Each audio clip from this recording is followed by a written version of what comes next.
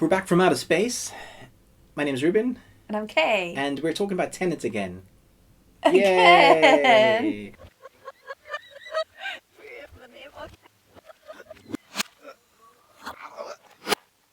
And so, obviously, we have a review up on the channel, and we also have a spoiler review up on the channel. But now, if you're watching this and you haven't watched the film, definitely do not watch this. So that's your spoiler warning right there. What I do want to talk about, because of the ending, the way it ended, there was a little bit of dialogue that made us speculate, could there be a Tenet 2? Yeah. What would you like to see in a Tenet 2? I would really like to focus on the relationship between the main protagonist and Robert Pattinson's character. Because it seems like there's a whole lot of history there. And he even says, we get up to some stuff. Yeah. You know? Yeah. And what did they get up to? What did they do? And I think it would be really interesting from an audience's point of view, and actually from both characters know that Robert Pattinson's going to die. Yeah. And we know that he's going to die, and the other character knows that he's going to, doesn't, because he does, because it's in the future that he meets him, and then his past, all the timey-wimey stuff. Yeah. But yeah, I think that would be so fun to explore those two characters together. I really like their, I guess, the chemistry. You felt like they were best friends. And then so... I didn't get that. Oh, I did. By the end, I thought, I really felt like they knew each other. And then there was that moment where he was tearing up, our protagonist. And I was like, wow, it looks like he knows that there's so much more, and that he knows what his friend's going to do, and they've spent years knowing each other. And there was so much history in those little few seconds, which I really appreciated.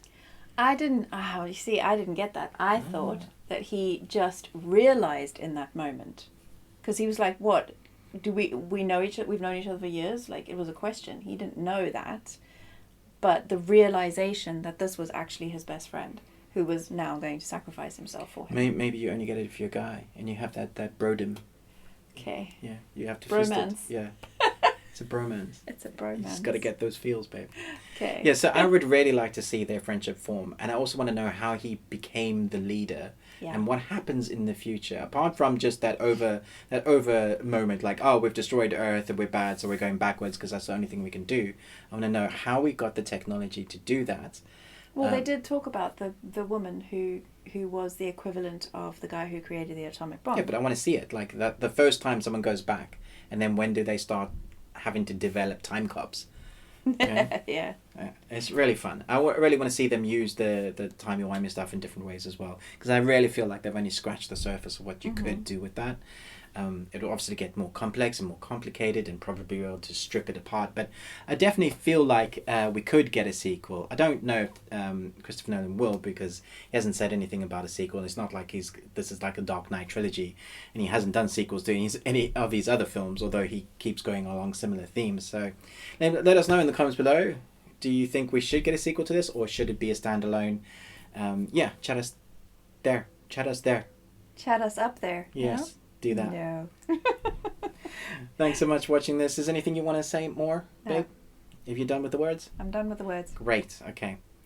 Thanks so much for watching this, but most of all, until next time, remember, Live long and Tuesday.